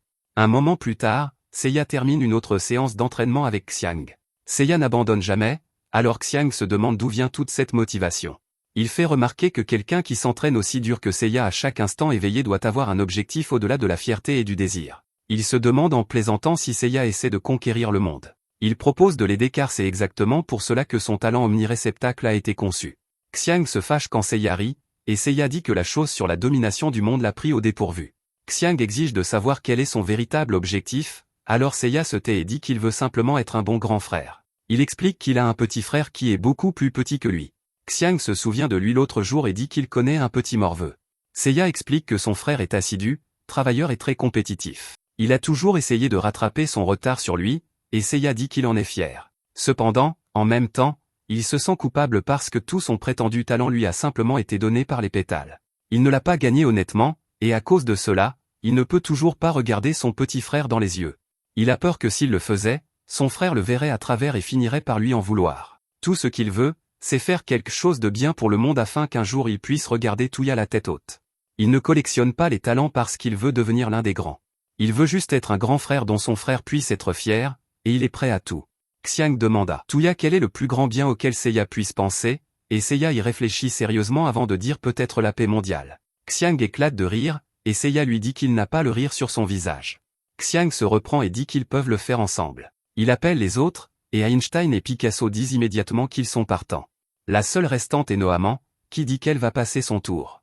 Elle explique qu'elle déteste dépenser de l'énergie pour des choses sans solution concrète. La domination du monde est plus réalisable car il suffit d'éliminer toute résistance, mais la paix mondiale est une chimère. Le monde est rempli de problèmes, et il est impossible de savoir par où commencer, même pour un génie.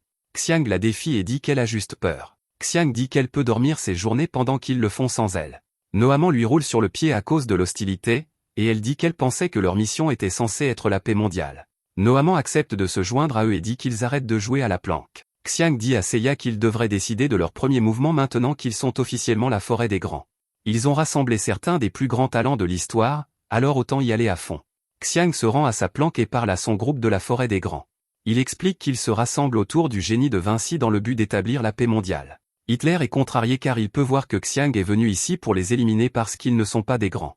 Hitler a utilisé sa capacité de mastermind, et cela lui a permis de comprendre facilement. C'est logique car le monde ne peut pas avoir la paix avec des pêcheurs comme eux dans les parages. La fille nommée Armand dit qu'il a tort car Xiang essaie de les aider. Hitler lui dit de rester loin de Xiang car elle pourrait devenir sa première victime. Xiang précise très clairement qu'il est en fait ici pour les recruter pour la forêt des grands. Hitler le traite d'insensé et lui rappelle qu'ils sont des revenants de classe non grande. Xiang fait remarquer qu'il est aussi un pêcheur, mais ils l'ont quand même laissé rejoindre. Cela s'appelle la forêt des grands simplement parce que ses membres s'efforcent d'accomplir de grandes choses. Il fait remarquer que c'est Hitler qui fait la discrimination, et Hitler dit que ce n'est pas si simple. Il rappelle à Xiang qu'il y a certains revenants avec des impulsions problématiques causées par leur talent. Les grands et les pêcheurs ne sont pas les mêmes car tous les pêcheurs finissent par commettre des crimes. Xiang lui dit de ne pas s'inquiéter car il a tout compris. Si quelqu'un est complètement consumé par son talent, il l'éliminera lui-même. La prochaine fois que Xiang voit Seiya, Seiya lui demande s'il peut aider à déplacer des affaires. Xiang dit qu'il perd son temps à faire de petits boulots, et il se demande s'il a trouvé la première étape pour la forêt des grands. Xiang le traite d'indécis, et Seiya dit que c'est une décision importante. Xiang remarque qu'il y a plus de monde ici, et Seiya explique que ce sont des amis revenant de Noamant. Xiang dit qu'il a aussi environ 100 personnes qu'il voulait recommander, la plupart sans talent de grande classe. Les pêcheurs ont une mauvaise réputation, alors Xiang se demande si Seiya va quand même les accueillir. Seiya dit immédiatement que quiconque est cautionné par Xiang est le bienvenu. Cela réglé, les deux rejoignent le reste de leur groupe. Xiang explique à Tuya qu'un groupe de personnes qui avaient toutes cédé au désespoir et s'étaient tranché la gorge s'étaient étrangement unis. Ils ont trouvé un sens à la vie en poursuivant un rêve insensé. Il dit que cela n'est arrivé que parce que Seiya en était le cœur. Xiang admet qu'il n'aurait pas pu le faire lui-même car il ne peut rien faire sans nuire aux autres. Seiya, en revanche, avait une compassion sans limite, et c'est ce qui a fait penser à Xiang qu'il pourrait être le leader dont ils avaient besoin. Un moment plus tard, Seiya convoque une réunion, et Xiang se demande pourquoi il n'a invité que les membres fondateurs. Nous voyons que l'attitude de Seiya est complètement différente alors qu'il dit qu'il a pris sa décision sur le premier mouvement du groupe. Xiang est surpris car Seiya a l'air sérieux d'une manière qui ne lui est pas habituelle, et on dirait presque qu'il a pleuré. Seiya passe outre l'inquiétude de Xiang et annonce que le premier pas de la force des grands vers la paix mondiale sera l'éradication de tous les revenants de la classe des pêcheurs. Xiang est choqué, et Seiya explique son raisonnement. Si les revenants sont ceux qui peuvent apporter la paix mondiale, alors l'inverse est également vrai. Les pêcheurs posent un grand risque, c'est pourquoi ils commenceront par les éradiquer. Xiang est furieux car ce n'est pas ce sur quoi il s'était mis d'accord. Einstein lui rappelle qu'il a accepté de faire tout ce que De Vinci dirait, mais Xiang est toujours furieux. Il ne veut entendre aucune justification. Il veut juste que Seiya le reprenne. Seiya explique qu'il a demandé à Noamant de mener des recherches, et elle a constaté que le taux de criminalité parmi les revenants est en hausse, principalement à cause de ceux qui sont consumés par leur talent. Le public ignore complètement l'existence des revenants, et ils ne peuvent pas se défendre contre des talents puissants. La forêt est le seul groupe capable de les gérer. Xiang n'est pas convaincu, et il exige à nouveau que Seiya le reprenne. Juste alors, Seiya révèle que son frère a été attaqué par un revenant. Heureusement, la forêt a pu repousser l'attaquant et a sauvé la vie de Tuya. Grâce aux blessures et aux témoignages oculaires, ils ont pu déterminer que le coupable était un pêcheur. Xiang réalise immédiatement que c'est pourquoi Seiya a pris cette décision. Xiang dit à Tuya qu'il était la force motrice derrière toutes les décisions de son frère. Seiya voulait établir la paix mondiale pour l'amour de Tuya, mais quiconque essayait de lui faire du mal devait faire face à la justice. Seiya déclare aux autres que tous les revenants de classe pécheresse doivent être éradiqués. Xiang refuse et dit qu'il y a beaucoup de revenants de classe pécheresse inoffensifs. Seiya a déjà pris sa décision car ils doivent tracer une ligne quelque part avant qu'il ne soit trop tard. Il déclare que l'existence des revenants de classe pécheresse est une menace directe pour la paix mondiale. Xiang dit à Seiya que si c'est vraiment ce qu'il ressent, alors il devrait commencer par lui. Il admet qu'il ne peut pas nier la menace, mais il est maintenant furieux contre lui-même d'avoir donné un quelconque espoir aux pêcheurs. Il est prêt à ce que Seiya mette fin à sa vie, et il veut juste qu'il promette que la forêt réalisera la paix mondiale. Seiya hésite, alors Xiang demande quel est le problème. Il se demande s'il va lui faire un laissez-passer simplement parce qu'ils sont amis. Xiang devient vraiment furieux maintenant, et il traite Seiya d'insensé.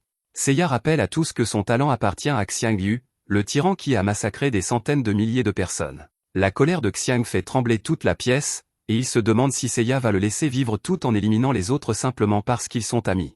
Il fait remarquer qu'il a des amis qui sont des revenants de classe pécheresse.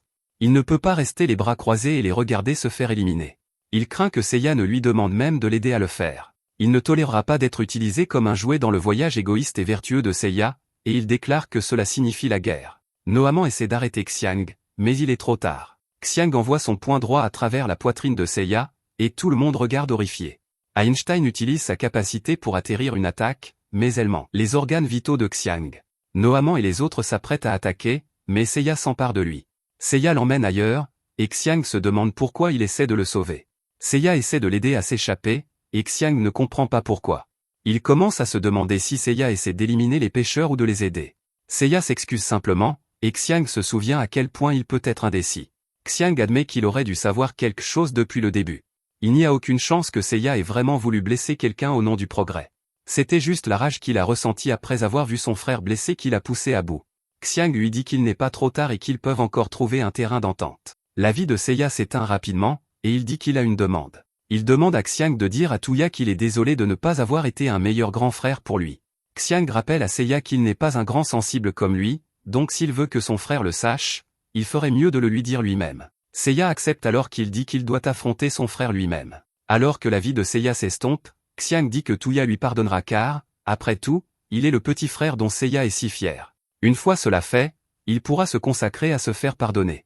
Seiya décède, et Tuya essaie de tendre la main vers son frère. Xiang dit à Tuya qu'il n'aurait jamais dû mettre le fardeau de la paix mondiale sur Seiya. Si Seiya était resté concentré sur rendre Tuya fier, il aurait pu vivre heureux. Xiang admet qu'il est responsable de la mort de Seiya, mais il ne s'excusera pas pour cela. Tuya absorbe tout ce qu'il vient de voir, et, étonnamment, il remercie Xiang. Il dit que son frère était un revenant, pas un génie. Il avait toujours du mal à réussir, et surtout, il pensait toujours à Tuya. Voir ce côté de lui pour la première fois a rassuré Tuya.